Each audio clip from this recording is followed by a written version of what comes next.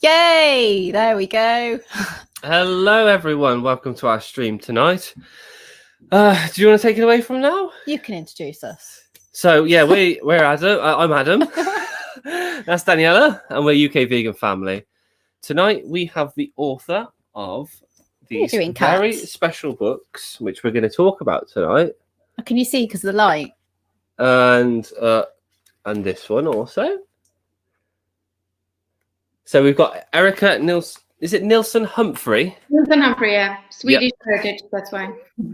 That's okay. So we're going to be chatting to you tonight about your books, find out a little bit about your journey, and probably talk a little bit about schools and sort of family things. So welcome. Should we just see who's in the chat? Yeah, so we're going to just quickly go through the chat, see who's in today, or tonight, I should say. So we've got Anti-Vegan Nonsense. Hello. Hi, Mike. Look, he's first as well. He was patiently waiting. So I think everyone's just come over from Grumpy Vegan Granddads. We were in there as well. So it was a good stream, wasn't it, guys? Yeah, it was awesome. We've got Satan inside. Hey. I got Dan Brown. Hello, Dan. Hey. Vegan Pixie Warrior. Hello. And Charlotte as well. You missed Charlotte. Yeah, I've got that yet. Ah. Hello, Charlotte. Yeah, we've swapped sides today, guys, so that he can concentrate on the comments and I can just do this. We've got Ang Harrod's life. Hey, Ang Harrod. We've got Muddy Paws. Yay! And the beautiful Daryl, Defender of Animals. So if you want to get your hands on any of this beautiful merchandise, I think we should sing him happy birthday. It's his birthday tomorrow. I will private message you a beautiful rendition of my happy birthday for you tomorrow. All right. Okay. Right, guys. So thank you very much for those of you in the chat who are with us tonight. So Erica, would you like to tell us a little bit about your vegan journey and what inspired you to go vegan? Yes. So first of all, thank you so much for having me, and thank you to all of you who are tuned in and are listening. I'll hope you enjoy our little stream. But I was diagnosed with breast cancer at 36 years of age, which was really early in life, and that just sort of made me devour all the sort of literature on nutrition and health, and I was sort of quite shocked and amazed at how much we don't know about. And a plant-based diet, how beneficial it is. So that made us go sort of vegetarian. My daughter was 8 months then, so we went all vegetarian in the family, but it was still sort of more health related. I hadn't really sort of gotten to sort of the core of what veganism is, but we were then, more or less like a year of being vegetarian. And then I met a vegan at a birthday party. And we started chatting, and she said, you should really watch Earthlings. Okay. And I watched it that night when I came home, and it was like the penny dropped. And it was like, I can never go back. And then I sort of become almost this obsession with like finding out more and more and more and more of what's going on with animals, what's going on with like the climate and the planet. And we just sort of went vegan from that day onwards, the whole family. And then it became more sort of than the health. It became about animals primarily. Earthlings is quite a significant film as well, isn't it? Did you manage to sit through the whole of it? I mean, I had to sort of cover my eyes. I had to cover my eyes, and I was crying a lot. And you feel so ill. I mean, you feel ill. But I was like, okay, I'm gonna get through this. This is important. And we managed 18 minutes of that, didn't we? Which one was the one that I had to turn off? Earthlings. Was it Earthlings? Yeah. It was about 19 months ago, and I said, well, I don't want to watch it. We have watched it since then. Yeah, the first time we watched it, I couldn't watch it. I got to the halal and the kosher. I remember kosher. And they stuck the cow in the machine, and it flips upside down. Oh, okay. And that's when I was like, right, that's enough. Yeah. But now, actually, since sort of we've been vegan now, is it 4 years, something like that? I just, like I said, like I don't need to watch these things because now I know. So I'm doing it, and I'm out there trying to sort of promote the message. But I can't watch that again. Yeah, we watched Dominion. It was about 2 months ago, wasn't it? I watched that one. I'm like, no, I don't. I think they're probably all the same anyway. Yeah. But yeah, I sat and I forced myself. I made sure my eyes were open and I watched it, and it was horrible. No, horrible. I see the snippets from it and like the trailers, but I'm like, this is too heavy. So obviously you've got children as well. Then I hear you say. I have one daughter. Okay. She's 6 years old now. So, and she's been vegan. So she never ate meat because she was so young when I sort of was diagnosed. She only like had been breastfed, and then so vegetarian and then vegan from 18 months onwards. Okay. Did you have any sort of negative feedback from other people around you when you decided to go vegan, especially raising your daughter vegan? Sort of, not like outwards, like very, very sort of negative, comments. It was more sort of questions, I think, around it. And I think everyone around me was sort of semi sort of like actually quite understanding, but people still sort of question, okay, but she doesn't need milk. I'm like, no, she doesn't need milk. She's not a baby cow. Yeah. And sort of trying to sort of educate. Like then, of course, we've been a little bit on social media trying to sort of spread the message of the book, and of course, then you get some trolls and people questioning you, and there wasn't trolls. One person said it should be illegal to raise your child vegan, and I'm like, well, no. Yeah, we've had our fair amount of trolls. We always say hi to the trolls, don't we? Oh yeah. Yeah. Hello, trolls. They love us. They do. And we love them. They help us they keep us motivated anyway, doing things. Yeah. So that's good. So when did you decide to write your book? What's the story behind the book? That is then she started school when she was 3, or it was nursery at the school. Yes. I thought, that's the one. And as by luck or by chance, or the universe sort of conspiring, she just found this very best friend in school, and it turned out they were vegan too. So I don't know if it was vegan vibes, sort of like wow, together in the same class, and they're the only vegans in the whole school. But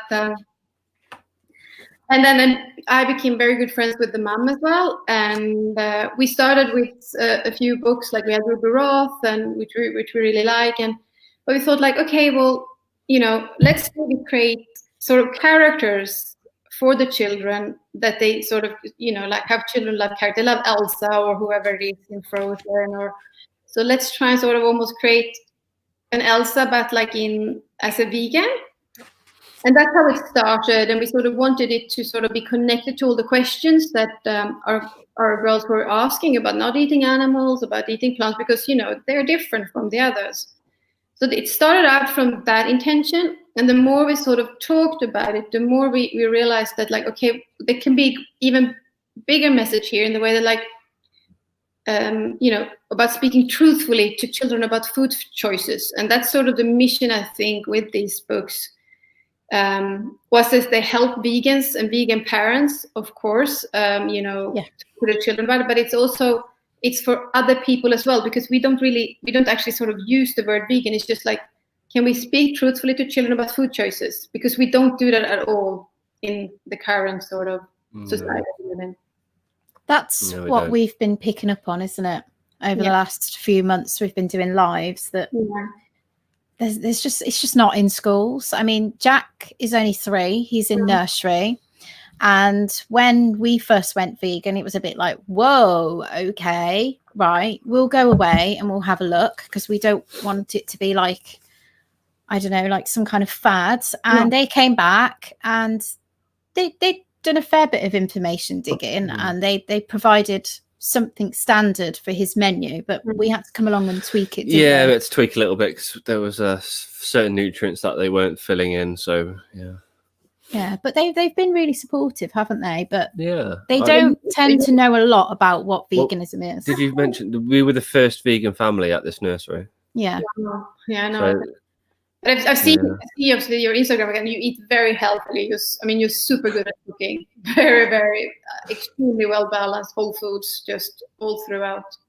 Yeah, I love the Whole Foods. That's me. I had a whole pizza tonight. He had a whole pizza.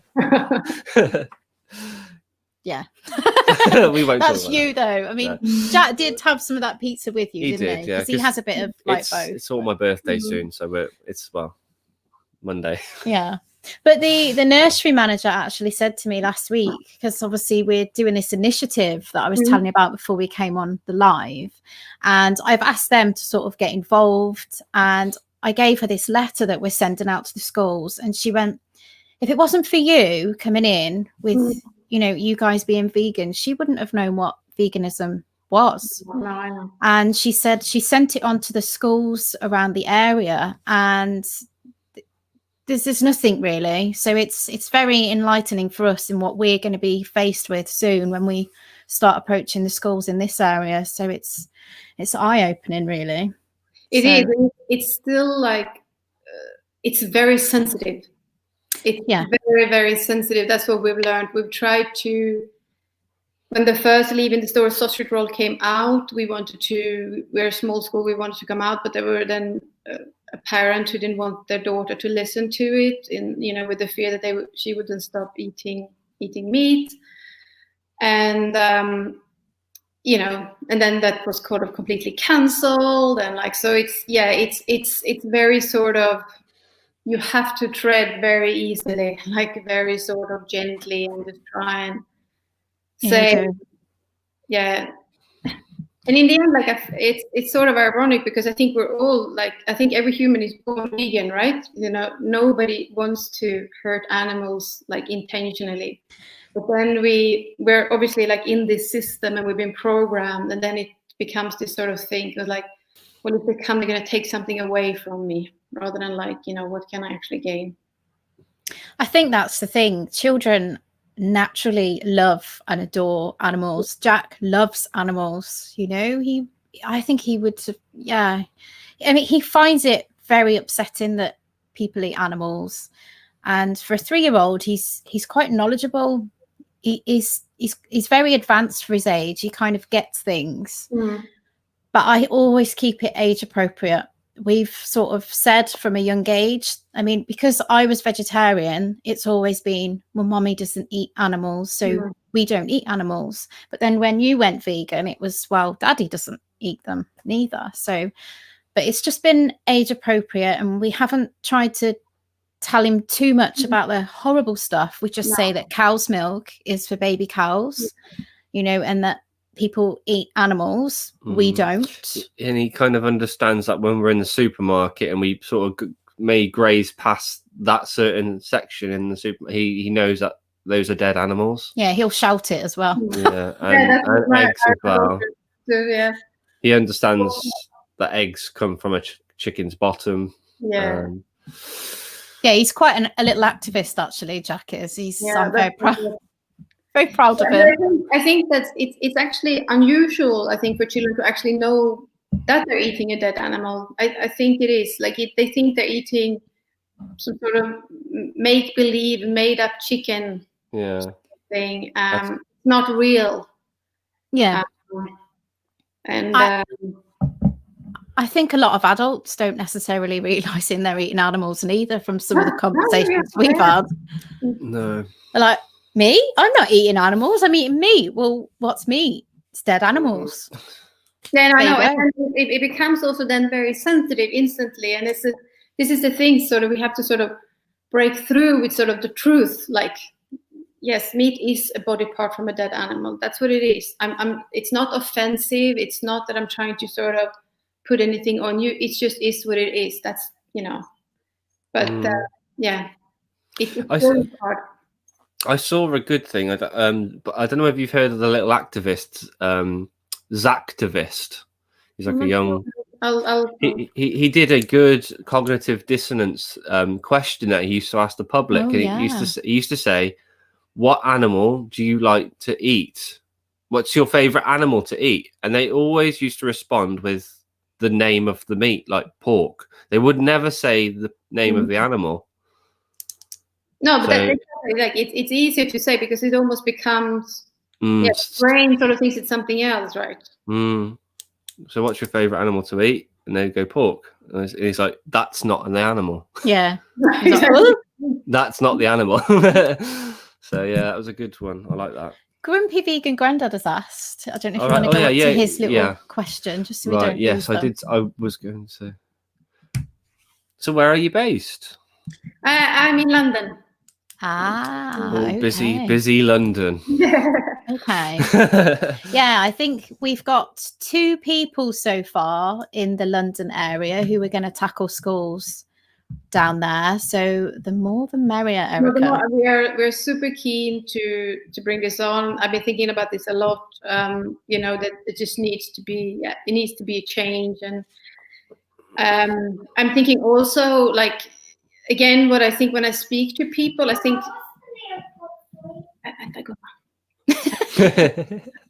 I think also, like, the environmental, like, even though, like, of course we come from the ethical, the moral perspective, I think sometimes it's when you approach maybe schools, it is sort of the environmental aspect that could also help, because it's easier sort of to take in rather than not, like, I'm doing something that's wrong, that's more wrong, rather than like, okay, well, look at the science here, look at sort of what we're doing, look at, because the science is there, there's no emotion about it, it's just this is what animal agriculture is doing to the planet. Yeah, going back to the first book, that one is amazing.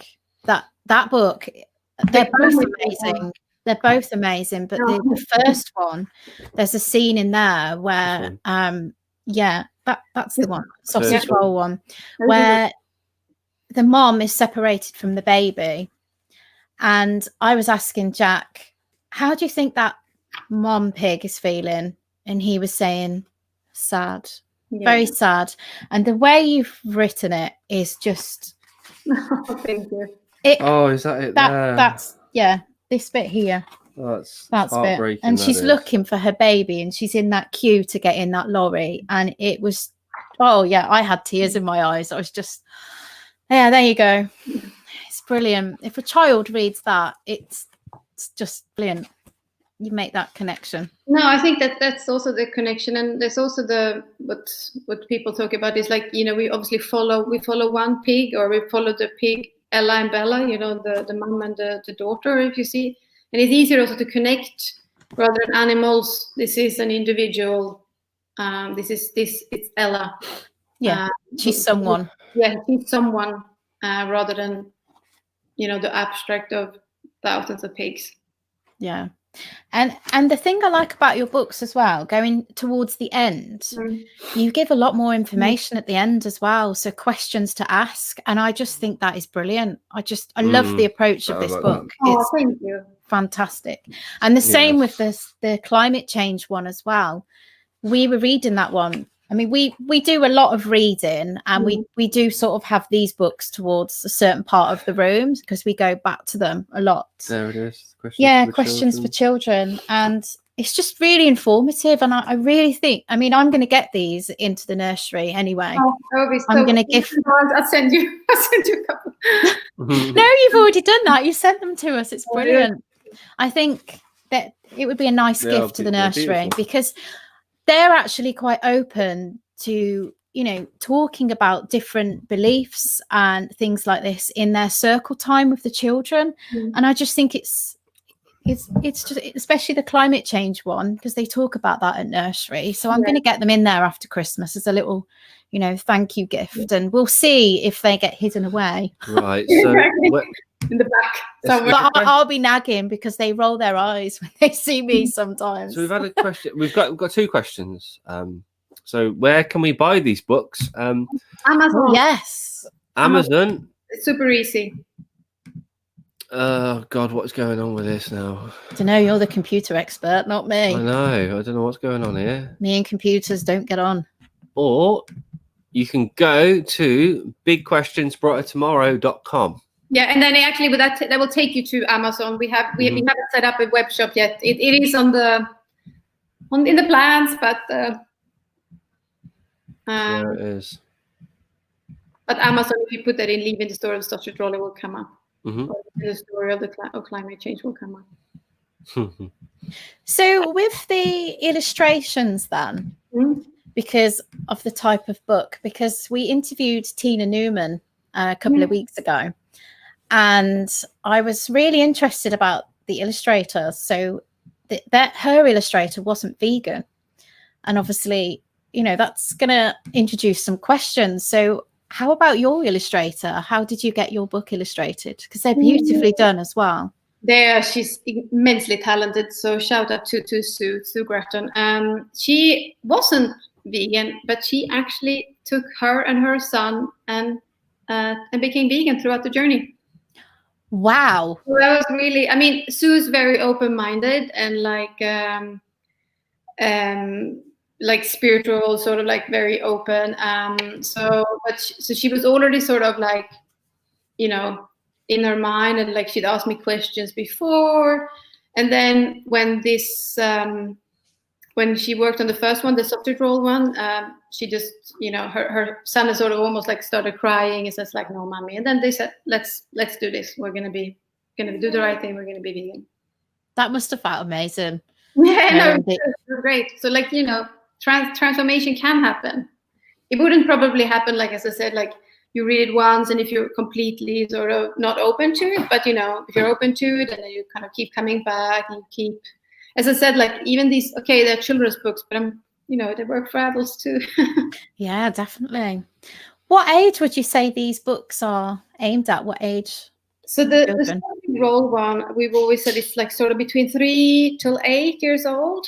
The climate change, despite we wanted it to be sort of for the same age, but because we had to put in more facts, it is like, I would say maybe from 6 or something up, and it can go up. I mean, you sort of, one of my friends, Redditor's son, he's 11, and he really sort of started to grasp the concept and understand it.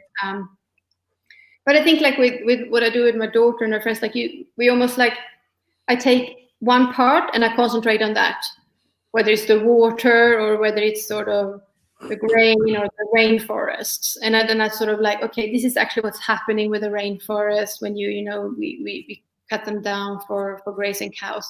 So I think that's a strategy to do it with smaller children.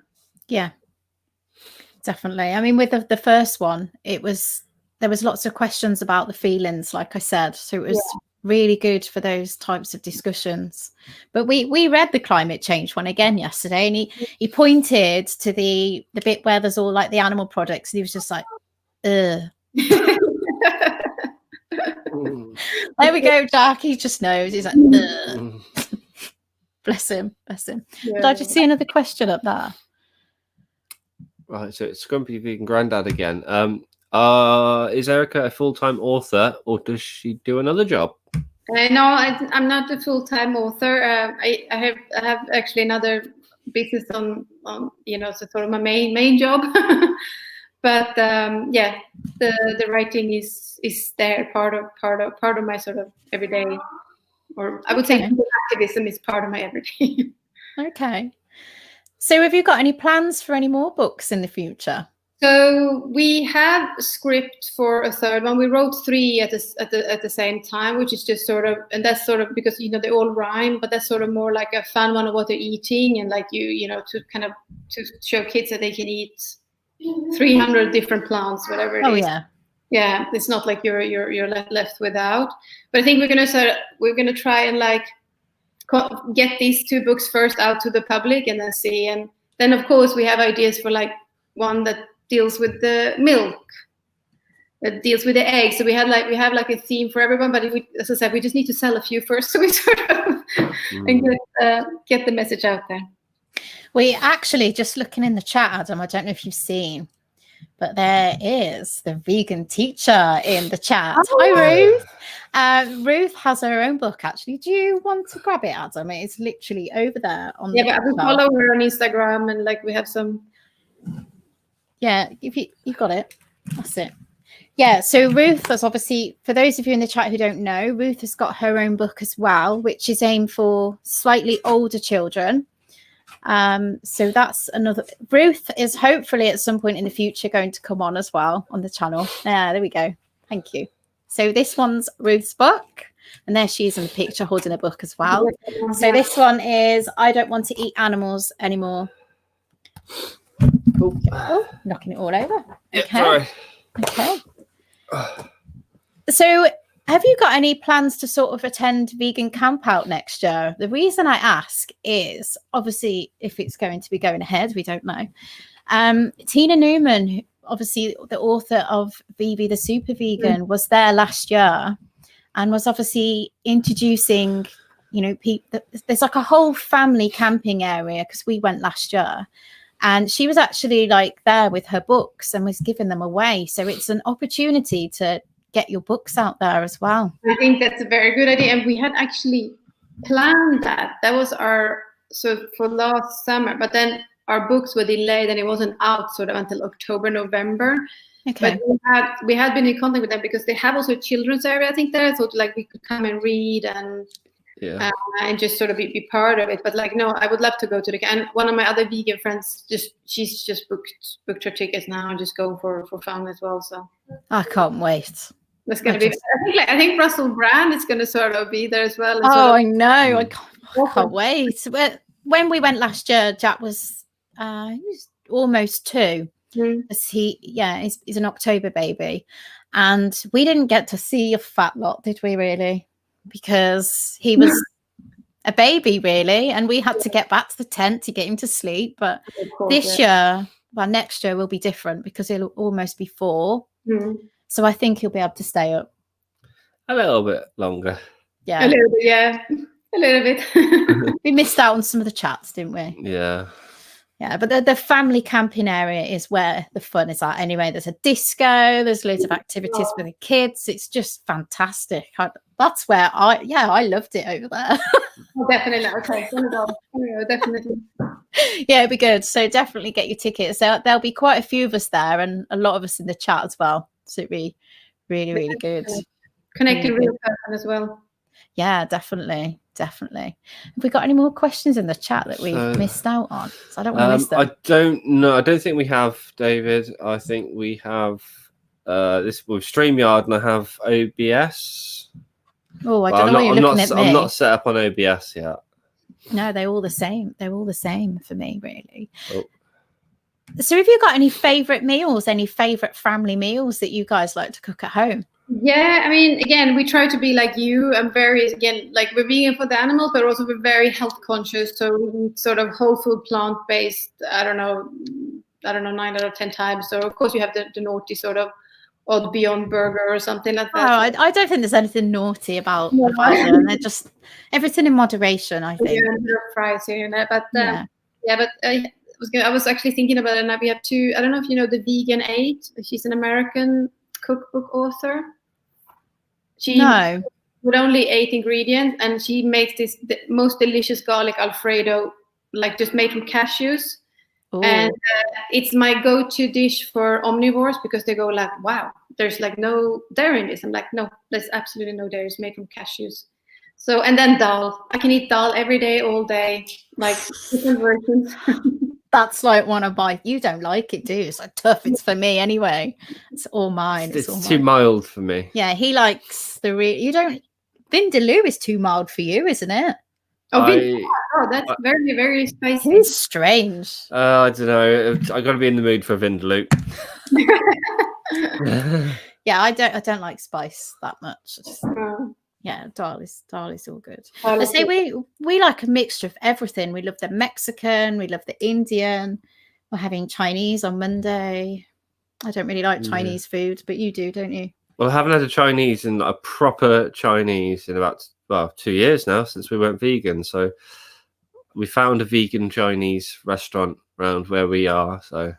Oh, that's great! Like a pure vegan. Oh, that's amazing. It's not pure vegan, but they've got a big menu. They do a vegan selection. So yeah, and I've managed to miss out for 2 years, but because it's his birthday, it's kind of like okay. No, I don't want pizza again. I had one today.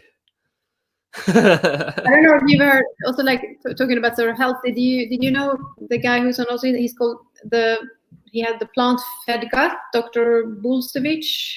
No. America, but again, he's also like he's got the fiber fueled, and his whole sort of, or what science is showing is that you should try and vary the plants, so 30 different plants every week. So I almost like try and like, okay, today we had those plants, let's try and add those plants, because it's just all about the variety apparently to get the good sort of microbiome, the good gut bacteria. Yeah, I think we do have quite a variety, don't we? We do, but there's certain foods that we do like. Oh, I do love my lentils, and I do love sweet potatoes. I could probably eat them all day. We could probably have a bit more variety, couldn't we? I like the samey old stuff though. I love the same stuff. I just love broccoli. Well, that's amazing. That's broccoli. No, you don't. That's not the only thing you like. Well, yeah. Oh, not the only thing I like. No. No, you like quite a fair bit. So we've got a new question for you guys. You in the chat, you wouldn't have heard. This is one of his ideas, but I am going to ask my question. What? Even though it was the last one last time. Oh. Yeah, I do like this question. It is mine. Do you like tofu or tempeh? Which is your favorite? I still been vegan 4 years. I'm still not really friends with any of them, I have to say. Really? Okay. Whole Foods, which is down in here in London, they have a smoked tofu which is really firm, and that I love. I can just snack. But I don't know how to cook with tofu at home. Like, I'm useless actually. I'll have to send you one of my recipes. Yeah, do that. It's one of those things. Like, I should really sort of like, okay. Get on to it. Amazing, especially with peanut butter on, which leads to your question. Oh yeah, that was my cue. So, if you had peanut butter in the house, would you have it crunchy or smooth? Crunchy. We're a crunchy peanut butter family. Where's that notepad? I have no idea where that notepad. I think it's gone. 2 for the crunchy, isn't it? It's 2 I think, 2-0. It's 2-0. 2-0. Yeah, and the tempeh it's just me. Standing. I mean, tempeh is. I mean, if you like it, it's amazing. It means it's a sort of unprocessed as well. Like, so it's like anti-vegan nonsense likes the crunchy. I can see there. Yeah. That's it. Yeah, Cress is crunchy. Yeah, I prefer it. 2-0. Yeah. 2-0 to the crunchy. So I just want to go back because we were touching up about the health there. Because I find the health side of the whole food plant-based diet extremely interesting. It's something, especially as I'm a health professional, I find it fascinating. So when you went through your breast cancer, what did the health professionals say? Did they ever recommend to you about a plant-based diet? So there was no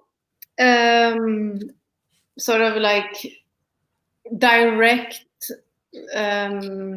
like instruction to sort of reduce meat or reduce dairy. They did sort of encourage this sort of almost like you talk to a child sometimes, like eat the rainbow, which I found a bit like, I'm like, come on, be a bit like more kind of straightforward. I'm an adult, you don't have to. So it was a bit, they tried and a bit, but it was still like, I mean, I had like estrogen receptive cancer, which was like 8 out of 8, like the most. And they was still told me like to eat yogurt. I'm like, why would I eat yogurt when it's like full of estrogen? So there's still, I think there's a long way to sort of go to, so it reaches the more sort of mainstream. I tend to find that health professionals just over here, I mean, it could be very different down in London, but over here, I mean, we are full of farms around here. It's Worcestershire. We're in Worcestershire, and it's just farms. It's Farmville. Farmville, yeah, it's Farmville. Farmville. No, there's like I don't like to call it a livestock market because I don't like that term, but it's the death market. There's a slave market up the road. And it's just all very situated within the hospitals and the other places, and they don't seem to ever recommend a plant-based diet.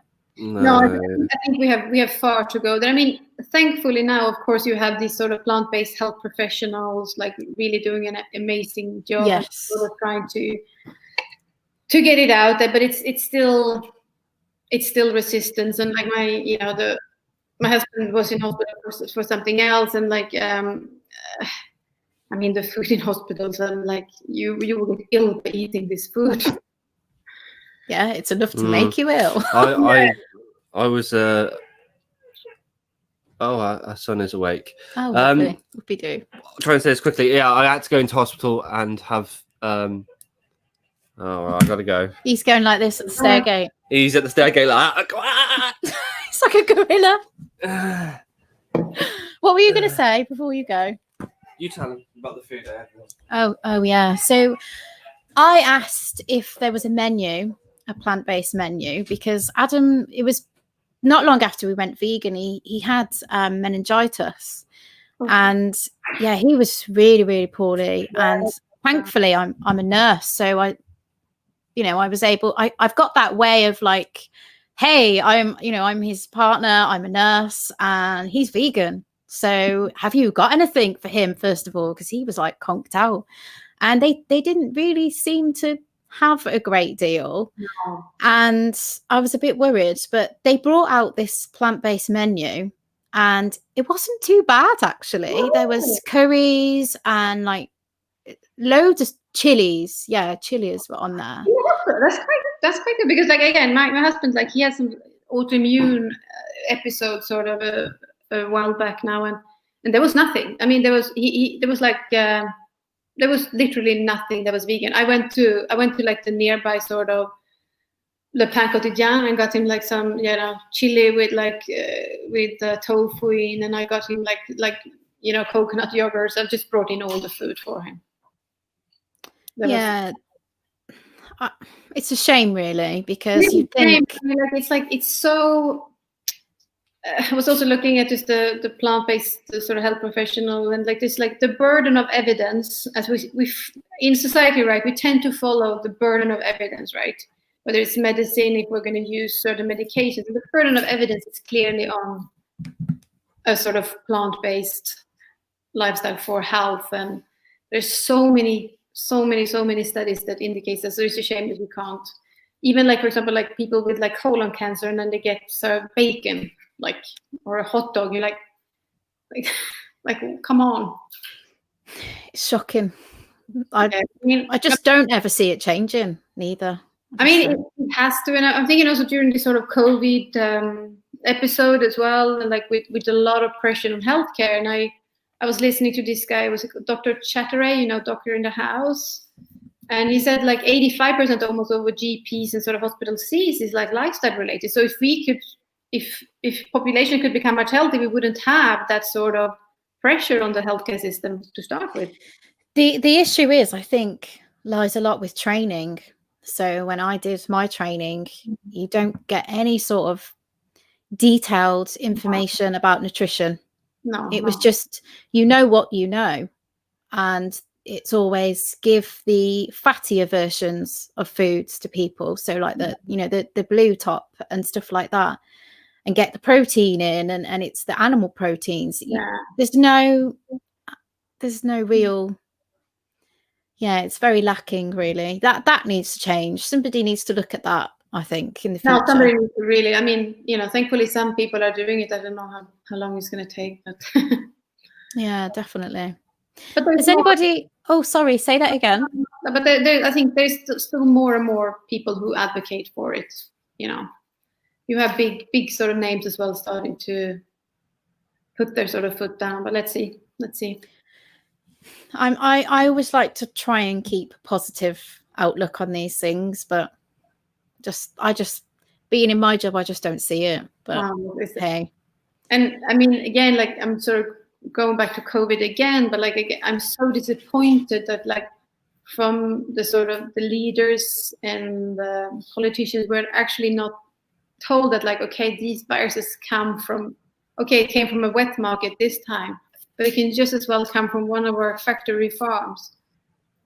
And if we want to stop future pandemics, I've been reading Dr. Greger's How to Survive a Pandemic. I haven't read that one yet. It is. We just need to start with prevention and not like we're doing now, And that means like changing the food system. Definitely. So I want to go back to your daughter. What did you say your daughter's name was? Her name is Vivi, which is quite funny because Nina obviously has the super vegan is Vivi, and Vivi's best friend, with the mum who I wrote the book together with, Kezia, her name is Liv, and so that became Livi. That the name came about. Okay, so she's obviously had lots of questions for you about veganism. I would imagine, because obviously I get asked questions. Like a few weeks ago, he said to me, "Mummy, what's ham?" And I just, I just felt my heart just drop. I was like, okay, here we go. It's from a pig, you know. And I explained that, you know, the pig is dead. And he was like, okay. And he sort of took that on. He said, well, I don't eat animals.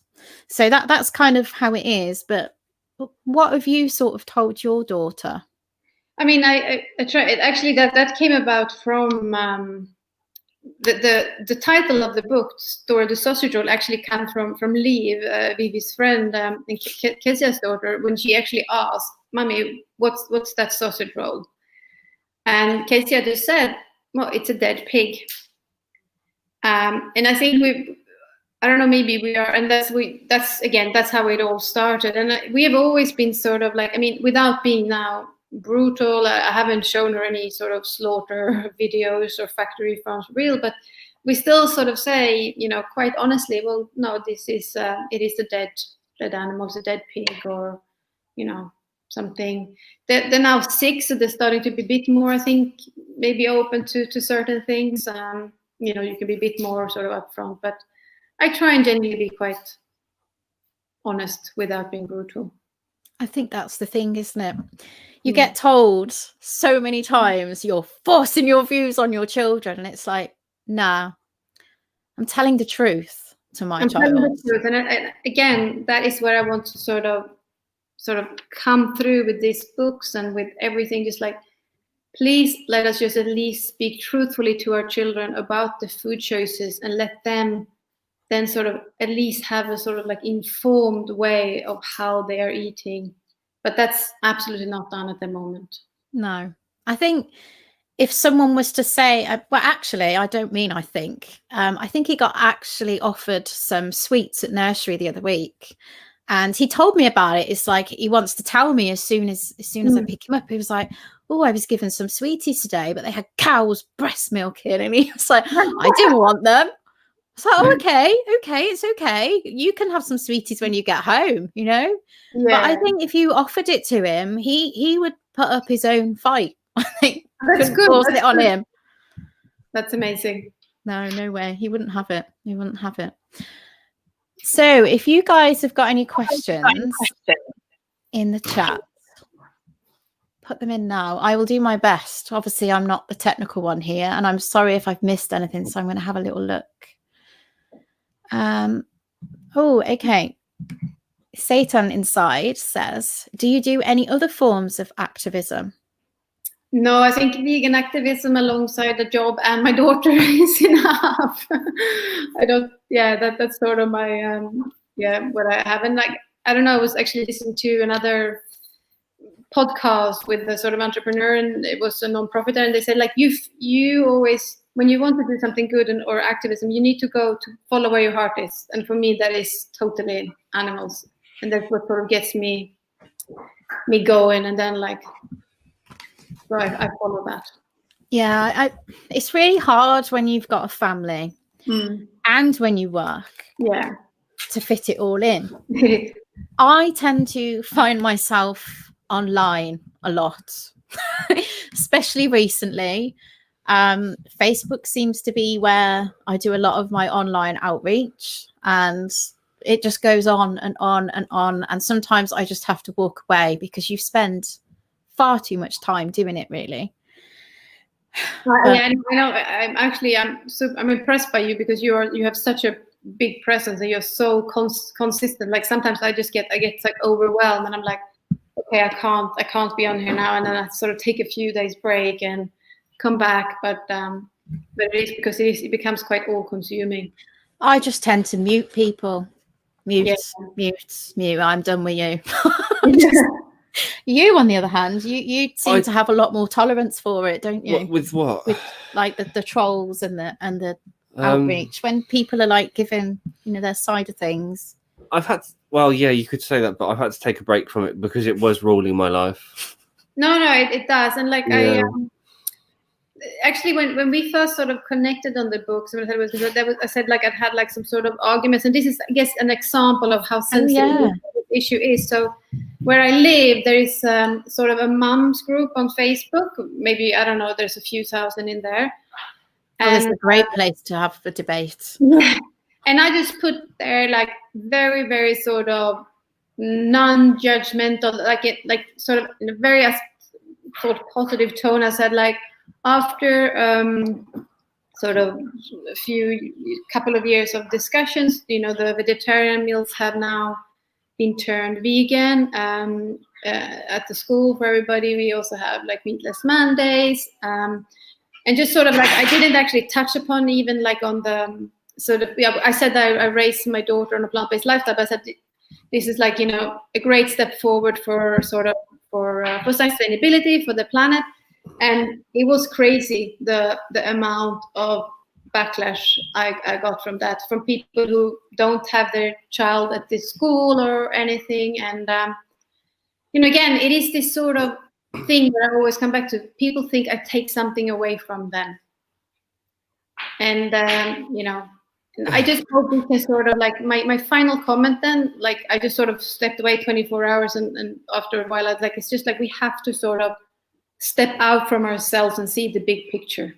If you don't care about animals, or you care about the planet for your children, you care about coronavirus, you care about like antibiotic resistance, and progress in health as well. Yeah, health, like progress in those situations just has to be celebrated. You cannot see like something that somebody has done something militant.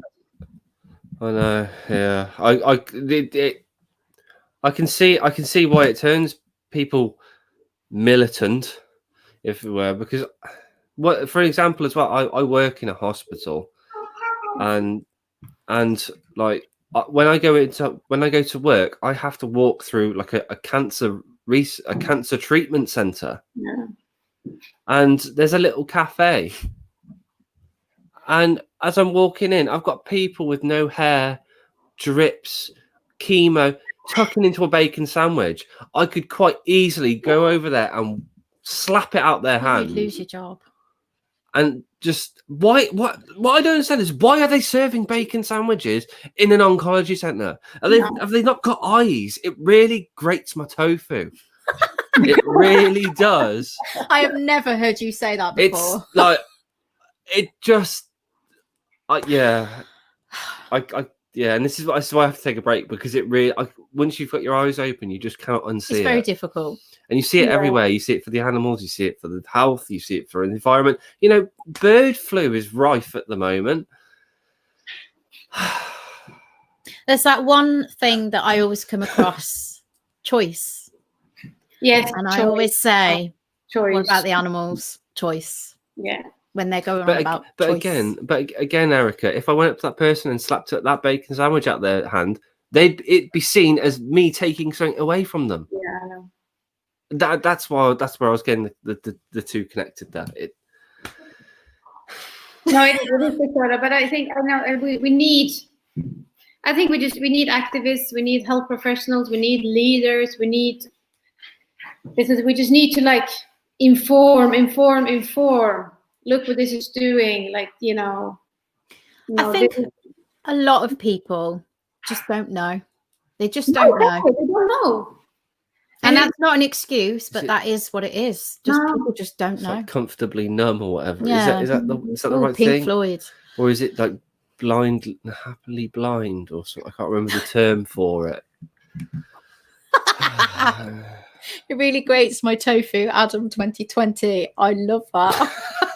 I'm gonna have to get a t-shirt made. You're gonna have to do a meme now for that. Yeah. That is a meme. I can see the picture. Daryl, if you're in the chat still, I'm coming at you with a t-shirt design. Yes. Oh, that is so funny. Yeah, I don't know what we're going to do. I don't know what we do. Obviously, we've got our school initiative, which is going to create lots of discussion anyway, because I think it's so overdue now that schools really do need to provide something for children that are vegan. They really do. No, and it is, and also I was thinking also about Ruth, who has also I don't want to eat animals anymore, and like you have this organization Eco Schools as well, and I've been thinking about that a lot. And like at the moment they have you can get the eco flag. I mean, you have to fulfill certain criteria, but there's actually nothing in there about food, which is outrageous in a way. And I've been thinking about actually again like together with people, approach them and sort of almost like put it in writing that if a school wants to be an eco school, they need to have whatever, if it's 2 vegan days, or they need to reduce certain things. I think it's too radical to say they have to be plant-based 100%. Yeah, it would be, but sort of progress there. At least put that into the criteria, because at the moment a school can be eco school and serve cows 5 days a week. Well, the thing is that a lot of the primary schools have the milk, don't they, that the dairy industry provides. Yeah. And our son's nursery are in part of that scheme. And I think almost every school is. I think it's like it's national, right? I think, yeah. One of my questions for the school initiative is, do you provide plant-based milks for vegan children? And if not, why? And the question I had back from the nursery was, well, we don't, because it's not part of the government scheme. Yeah. And I take in milk for him. I take in fortified milk for him. That's because it's not paid for by our taxes. There's lots of things that are just not clear cut. It's all there. You just don't see it. Vegans' taxes should go into supporting, non-animal agriculture. Like, like. Totally. We shouldn't be paying for animals to be slaughtered through our taxes. We should be paying it to the agricultural, it's my human right. Yeah. No, but it's totally true. Yeah. Again, like I've been thinking about that, like it's on a big level. I know that Paul McCartney and the sort of they wrote to I think the school minister in the beginning of the year about how it's like, again, like it needs to sort of, how do you get to those guys up there? How do they start to like actually, because they are the ones almost like legislation needs to change and schools. But yeah, I don't know. So have you got any tips for us on how to prepare Jack to go to school? Because he starts school, it will be not next year, the year after. Yeah, okay. And I'm at a point where obviously we've got this initiative. I want to know what's going on. But there's always that back thought of me that says, okay, if the schools don't change, I will end my career and I will homeschool. We will figure it out somehow between us. It'll probably be me teaching. Probably will be, because I'll be carrying on thinking. But have you got any advice for us and any other families out there about how to prepare your child for school in a non-vegan world? Yeah, I mean, he's already in nursery already, so he's already part of that. And I think it's just sort of make them proud for who they are and for what they believe in. And I always try and like say to Livi as well, like, stand up for what you believe in and speak, but speak with love, speak with truth, like not like sort of, judge or be angry, but it's like, no, this is, and then they will, I think then they will, and it's almost like, I think it's almost good also to, if you can have your son at school, because he starts to actually influence, like her friends and the parents of like, who are actually her class, like the parents are so open-minded and so sort of receptive. Like they actually now know what the vegan is, like they know what a vegan is. They started to like, even if they haven't gone vegan, they slowly change it, introducing much more plants. So it's like, it's almost like we need the vegan kids in school, and we need them to sort of to speak their truth, or to speak. They are the future of this world, planet. They're the future. I keep thinking, a couple of months ago we interviewed Carey Kidd. He was from, where was he from? North Carolina. And he was born vegan. I think it's pronounced Rayleigh. Over here it's Rally. Yeah. Like the bike make. But it was when I was speaking to him that it suddenly dawned on me that, okay, so as he was being raised vegan, he was probably the only vegan. Yeah. And when I was being raised vegetarian, I was certainly, apart from my sisters, I was the only vegetarian in the school, and there wasn't many of us about. But in about 20 years' time, there's going to be an awful lot of vegan children out there. There's going to be a lot of them. Yes, no, there is. And that's, again, like, it's something to be celebrated. And something totally like empower them. And I think, again, like our books and Nina's books and the other books, like that, they sort of also can connect with sort of the characters, and they feel like they're part of something. And, it's like the schools and everything needs to change pretty soon, or at least they need to be prepared for it, because it's going to happen. No, it is going to happen. For sure. It's like they need to be prepared. I know they don't want it, but they're going to get it. They need to support children. I mean, there's a lot of bullying that goes in schools anyway, but I know that there's a lot of, I mean, Ruth told me about a boy, I think it was 2017, that I think he was forced ham sandwiches down him from the kids at school, and he went home and hung himself. And I was just like, right, that's fuel for my fire. Yeah, it's just awful. So I think if the schools are on board with the Equality Act and everything, it could make a massive difference for kids out there. I think so. And like, as I, like Ruby Rose is also like a book. For me, like vegan is love, right? And if we want to teach children equality, love, compassion, it starts on our plate, at least in my mind. Like it starts on the plate, and the more we can have this sort of inclusivity, love, compassion, not just for your own species, then those are the things. Well, if you're different than me, well, I love you anyhow. There we go from David. Thank you for that. There is, with parents like you, vegan family, you give the choice. Kids don't want to hurt animals. You folks are amazing. Thank you. Thank you. Yeah, we're up against a lot when you're a vegan family, and I don't think enough people realise that. We have a lot of anti-vegans that absolutely love us. They just love us, and it doesn't bother us what they say. It just fuels our fire. We will keep on doing what we're doing because I don't think they've ever got anything intelligent to say anyway. No. It shows them up. If anything, you just look. Yeah, they will come round in the end. It just can't be told at this moment. Grumpy Vegan Grandad says, what's your vision of the future? How many generations before vegans are in the majority? Very good question. Oh. I don't know. I really don't. I don't know. There's some people that says, like, when 2040, 2050 come, then, we're going to start looking back and say, whoops, that was quite weird. They were eating animals. Yeah, I think this all depends on how much the government push back. I think it depends on sort of how climate change is going to be tackled, and if animal agriculture is then going to be included in that in a significant way. Because if they actually do something real about it, then we're going to quite quickly move to a plant-based sort of food system, but it depends on what they're going to do with it. I have no idea. Oh, and the farmers as well. The farmers are going to push back, like. Yeah, really. Like, again, like, I think they should be supported. Farmers should be supported. They should be supported to swap to producing plants instead. They should instead of being bailed out for dairy. But like, rather like, okay, we have to change our food system. Now we're all going to sort of move and work towards this.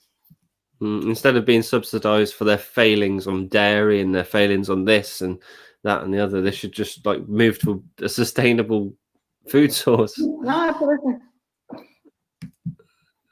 Vegan King. Normalizing vegan kids is very important in the movement. A lot of vegans overlook this. Thank you so much for what you were doing for the vegan movement. Well, thank you, Vegan King, for everything you were doing as well. Vegan King lives in India, and he saves a lot of the cows over there as well. And he is incredible. He's told me a lot actually about India. I think he said, he can tell me in the comments actually, about 75% or 80% of Indians over there are vegetarian. So Vegan King obviously does a lot of activism over there towards the vegetarians. So yeah, he's really up against it over there, bless him. But thank you for everything you do as well. Yeah, producing this great literature. Absolutely. Yeah. We've got to get it in the schools, we've got to get it in the nurseries. And I hope vegan families out there who watch this later will definitely come and have a look at your book as well. I think you should do one aimed at adults called Livi and Piers Morgan. I think about that man quite a lot, and I would love to be in a debate with him because he has such stupid comments. I know. But then often, like, I remember once saw they had like the guy who dressed up as broccoli or something like that. It didn't become like a genuine like discussion. It just became like this sort of blah blah, like vegans are like morons who dress up as broccoli. I'm like, okay, put intelligent people in this sofa and have a real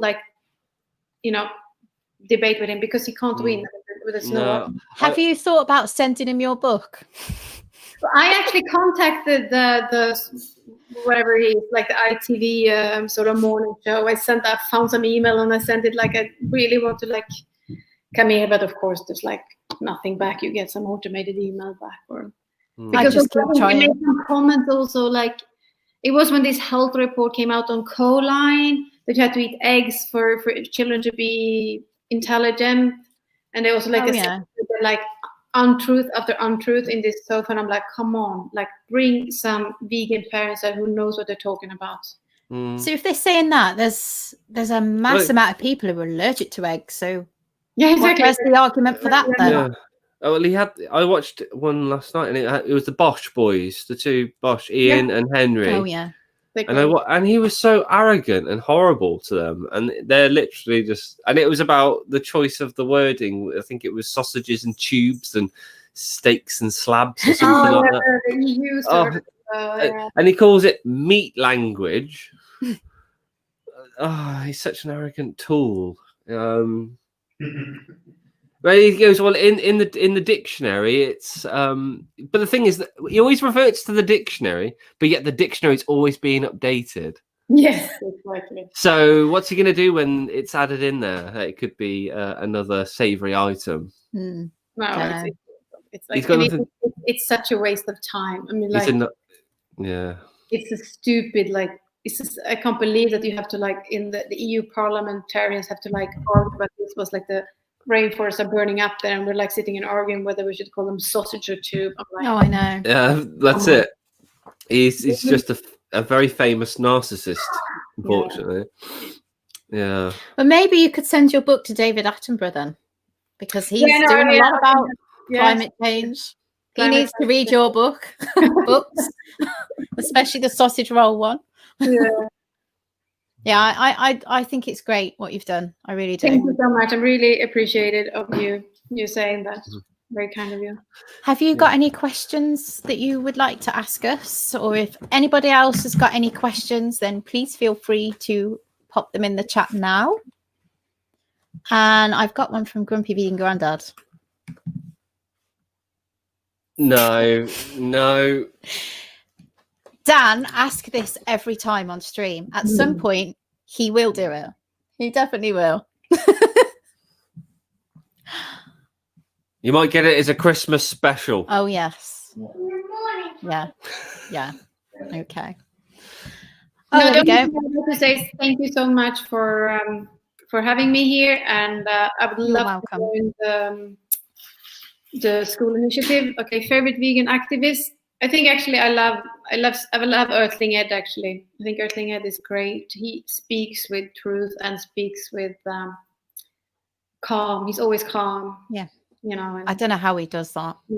Well, so we kind of saw him at a vegan camp out, didn't we? Oh, he was serving his toefish, wasn't he? I was just like Unity in the queue, not even waiting for food. I was just Unity Diner. That was it. Unity Diner. I've been there. Have you been to Unity Diner? No. It's great. No, we haven't. We went before lockdown, of course, happened, but they have some amazing like sort of vegan junk food. You should like have this like hot dog with lots of. You would love that. You would love it. Yeah. I just like my beans and my lentils, and That's good. that's me. Well, thank you so much for coming on tonight. Thank you. So hopefully by next week, everything that I need to do, because I'm actually off next week, will be ready for the school initiative, so we can actually start getting it out there. So I shall drop you a message when it's all ready. But thank you everybody in the chat. Thank you for all our moderators. And next week, I should just mention, we have Laura Chepner, who is going to be joining us next Saturday. And she is the Educator's Guide for Vegan Inclusive Teaching. So pretty important person right now for our initiative. So we're going to chat to her and see what she's been doing. She goes into schools to obviously talk about veganism and make changes, so that will be a really good chat with her as well. Yes. And I think, if we missed something over there. I'm in awe of vegan authors. I consider it important to get literature out there in this non-vegan world. I could not agree more. Yeah, completely. So yes, thank you all. I think that's going to be the end of this stream. Yes. Thank you all for coming. And as always, peace. Peace.